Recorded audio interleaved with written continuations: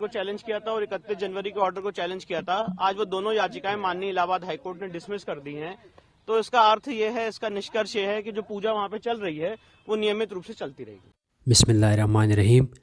ज्ञानवापी मस्जिद के हवाले से इस टाइम जो सबसे बड़ी ख़बर सामने आ रही है, जो हम आपको बताने जा रहे हैं, ये ख़बर यकीनन सिर्फ भारत नहीं बल्कि पूरी दुनिया के मुसलमानों के लिए शदीद गम व गुस्से की लहर है और इंसानों के लिए, तमाम मुसलमानों के लिए शदीद परेशानी और शदीद मुश्किलात की जो ख़बर सामने आ रही है। आप स्क्रीन पे देख भी रहे हैं कि ज्ञानवापी मस्जिद के तहखाने में जो मूर्ति रखी गई थी पूजा पाठ के लिए, उसके ख़िलाफ़ जो यहाँ की इंतज़ामिया थी, कमेटी थी, उन्होंने जो दरख्वास्त दी थी इलाहाबाद सुप्रीम कोर्ट में, तो उसको रद्द किया गया है। और वहाँ के एक सरकारी वकील ने बाकायदा तौर पर जो अपना वीडियो बयान जारी किया है, जो आगे जाके आप देख भी सकेंगे, सुन लेंगे इसको।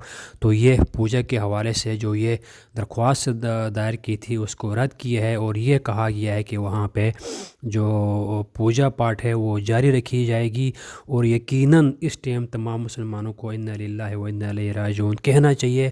और अल्लाह ताला न करे, ऐसे आसार नज़र आ रहे हैं कि बाबरी मस्जिद की तरह ये मस्जिद भी कहीं मुसलमानों के हाथ से निकल न जाए।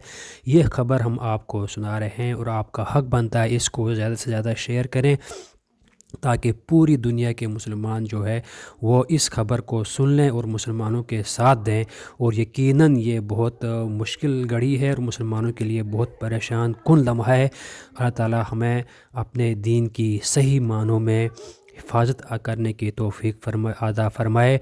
और आप ज़रा इस सरकारी वकील की इस वीडियो क्लिप को खुद ही देख लीजिएगा और फिर आप हमें कमेंट में लाजमी बताइएगा कि इसके हवाले से तमाम दुनिया के मुसलमानों का क्या लाहिया अमल होना चाहिए।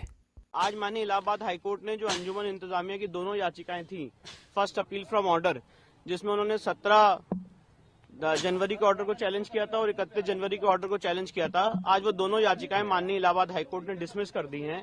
तो इसका अर्थ ये है, इसका निष्कर्ष ये है कि जो पूजा वहां पे चल रही है वो नियमित रूप से चलती रहेगी।